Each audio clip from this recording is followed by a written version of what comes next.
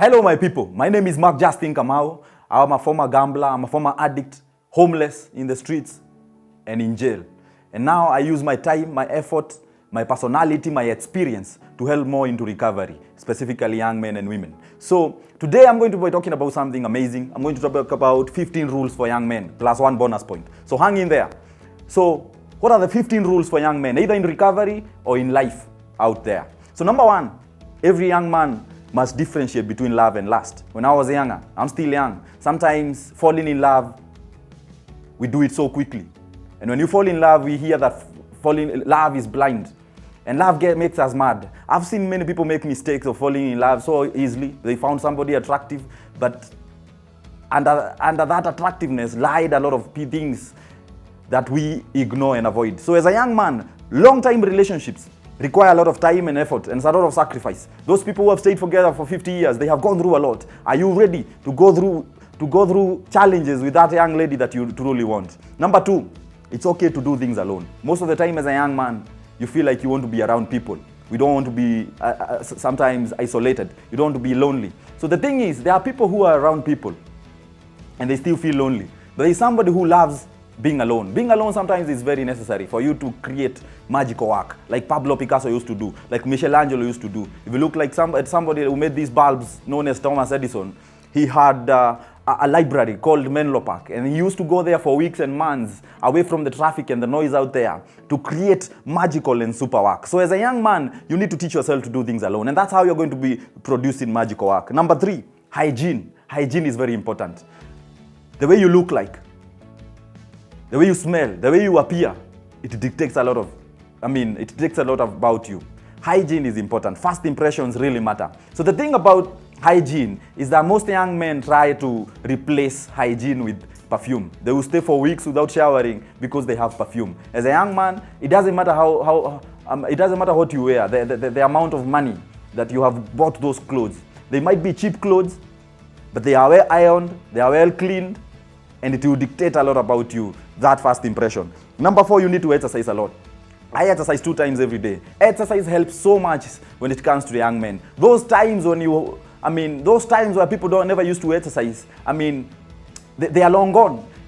Every day you exercise, it increases 3 hours of your lifetime. So imagine if you can exercise for the rest of your life as a young man. Exercise produces so many hormones, dopamine, serotonin, BDNF, brain-derived neurotrophic factor, neuropinephrine, so many hormones that help you in a big way, specifically when it comes to your body. Imagine you find a young man who has an athletic body, who has a six-pack, who is well-built. As a young man, it shows that that man has discipline, because to get these things requires a lot of discipline, requires a lot of waking up when you don't feel like going to exercise and still exercise. So if I'm going to be in business with such kind of a young man, I know they're going to still be disciplined when it comes to work.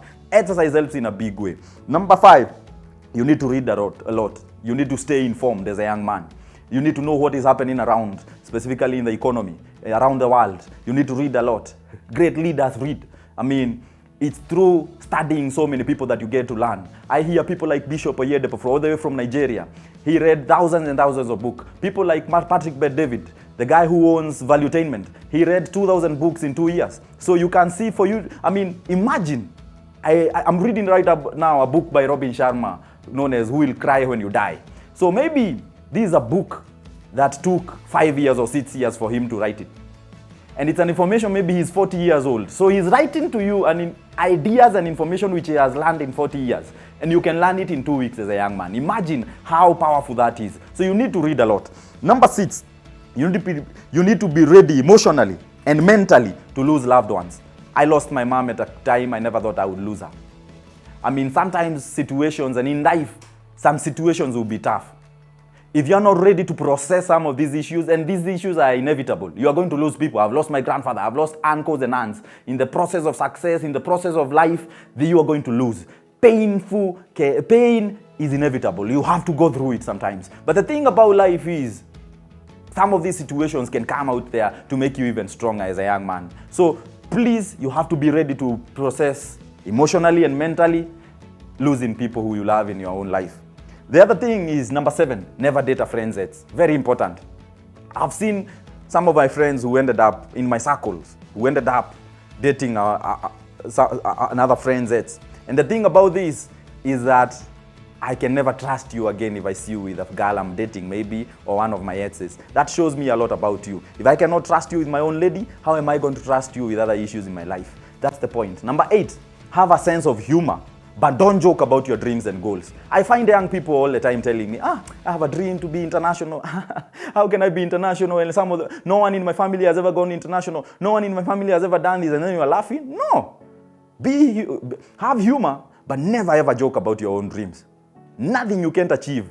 See, the Bible itself tells us that the things you're going to do, no one has ever heard of them, no one has ever seen them, and no heart has perceived them. So if God has already put something in you that can go around the globe, why should you joke about it? You see, the moment you joke about something, subconsciously your mind lands, and you're not even going to give your best to that business or that idea.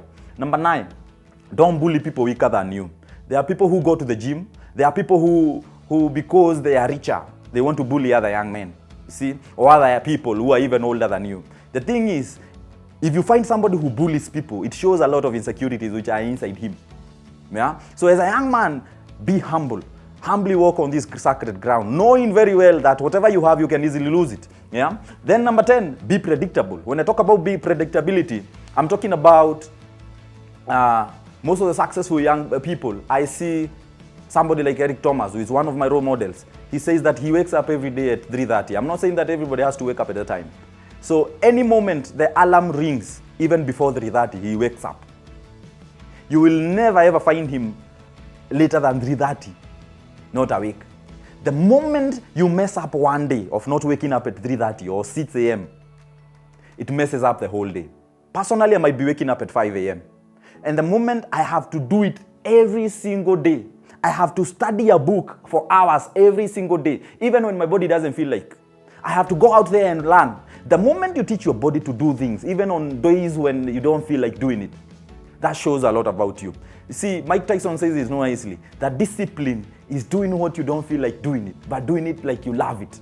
Yeah? So you have to wake up there, be predictable. The successful people are predictable. There are people we know they won't lie. There are people we know they won't be corrupt. There are people we know that this is the time they wake up. If I call them at this time, they will not pick their calls because they are busy doing something. I mean, I know some person in person who I call them after 8, they won't pick their call because they are praying. That's their prayer moment. I'm not saying you do it that way, but that's their prayer moment from 8 all the way forward. You see, it's so good to have a program.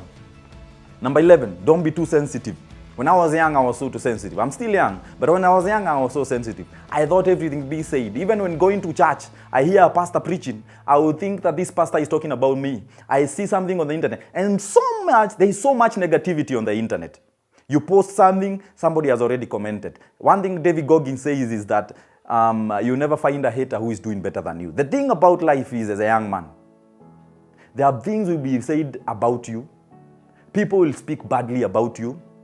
And good, I mean, even in the Bible itself, Joseph, any person who became great, nobody became great without challenges. Even Jesus himself, he accomplished his mission with so much pain and struggle.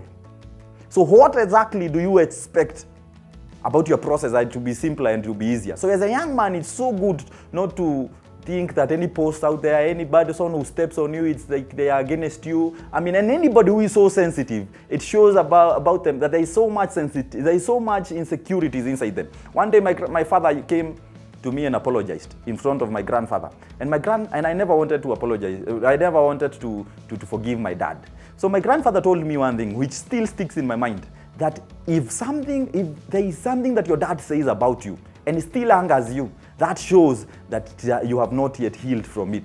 So it's so important for you to heal. It's so important for you not to be so sensitive as a young man. Walk out there and be at peace even when bad things are said about you. The thing you need to know is that great things, and when there is a good fruit in your home, people will throw so many stones at you. The other thing you need to know is that don't complain. Oh, I used to be a complainer. My dad, this, the environment is there, it's the atmosphere. Who would want to be around a complainer who is always complaining all the time? If you really want to keep on moving as a young man, handle things, handle responsibility. Actually, there is something that says that it might not be that wherever you are and the mistakes you have made and the things that have happened in your life, they might not be your responsibility. But what you do from now and about them is your own responsibility. There is somebody who is born in those hunger-stricken areas. There are people who are born in Iran where there is war all the time, but they still make something out of their life because they sat down and they took something I call APR, absolute personal responsibility. They don't complain. They go out there fearlessly and they do big things. The other thing, number 13, is that ask successful people the right questions. Don't talk too much. Something that takes a lot. I meet successful people sometimes. I read a lot about them. And I meet some of them. Most of the time I meet them, I'll even be having a book. I want to learn so much about them. I learned this from John D. Rockefeller, who is the late. I read about him and I read about him, the fact that he used to carry a book everywhere he used to go to.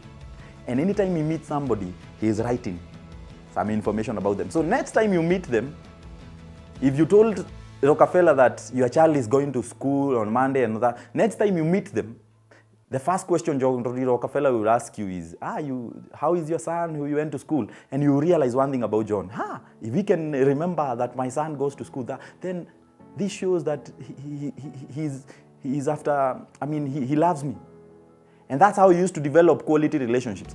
Joshua Selman is one pastor from Nigeria, a successful one. He says that he tries to observe successful people in whatever they do. I meet a successful person, whether a member of parliament, whether a politician, whether a successful businessman, I will try to observe how they are doing things, how they are sending their own personal assistant, how they are writing, how they are doing it.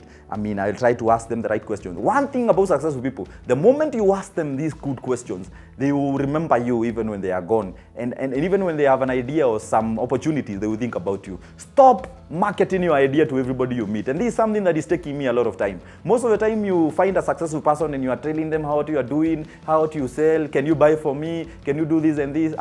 First of all, it's good to work for successful people for some time. And then from there, even for free, and from there, they will be able to take you in. It's like every girl you meet, you want to sleep with her. The first thing you tell every girl you meet is that I want to sleep with you. How many will you get? None. That's the same thing with successful people. The first time you meet them, ask them the right questions, sometimes even work for them for free, and eventually, you're going to learn so much about them. Then number 14, don't feel guilty for being too ambitious. When I was younger, I went one day to one of the universities in Kenya, the grounds there, and I was running like Bolt. I wanted to be Bolt. I had a friend who used to inspire me so much. His name is Jigaman. He used to inspire me so much, and I really wanted to become like Usain Bolt. But one day I got to one of my family members. I tell them that I want to be Usain Bolt, and the first thing they tell me is, that can never happen in our country. It can never happen in Africa. Those things are for Jamaicans and Americans, and that's how that dream went away. I wanted to be a politician. One day I sit some of my close members and they tell me, for you to be a politician, you have to have money, you have to have this and this. From when I came into recovery, I decided, not everybody I'll tell them about my dreams, because some of them, because they have never built something, they will try to throw the weight on you, telling you, I don't know, you are too ambitious, you can never achieve such kind of goals. Never, ever be intimidated or feel guilty for being too ambitious. There is nothing in this sun that you can't achieve. I promise you, nothing. No matter where you are, you can achieve whatever you put your mind into. Number 15, leverage on social media. Social media has a lot. TikTok, wherever. There are so many platforms that can help you in a big way. If you will get into Joe Rogan, I can remember the powerful JRE, something of that sort, Joe Rogan's podcast. You walk to Valuetainment by Patrick Bet-David. There is another guy called Tom Bilyeu, who has a platform called Impact Theory. There are so many platforms on social media. As a young man, you can use any business you're looking for. Right now, I was connecting this thing that we are using here. We checked on YouTube how to connect it, and immediately we learned more about it. So the thing about life is, if you really want to get on top, specifically as a young man, leverage a big way in social media. That social media can help you to achieve whatever you want. I had the other day Tom Bilyeu saying that instead of me focusing on taking my master's or anything of that sort, how about I get to the internet, study from successful people who have gone before me, and that's how I'm going to even learn more about life. So those are the 15 rules, specifically for any young man. And number 16, which is the last one, and a big important one, don't lean on to porn as a young man, or get into strip clubs or brothels. These things have so much spirit. They will drain a lot of energy from you. They will lower your self-esteem. As a young man, don't get to porn or strip clubs or brothels. First focus on you, and then you will attract a lot, specifically in your life. If this information is amazing to you, if it helps you in a big way as a young man, how about you subscribe to my channel? Let's keep on keeping on. One day we are going to get where you want to get to. Otherwise, I'm rooting for you. I know that there is nowhere that God cannot take you away from. I love you and I believe in you. Keep on keeping on, one day at a time. Stay hard. Thank you very much.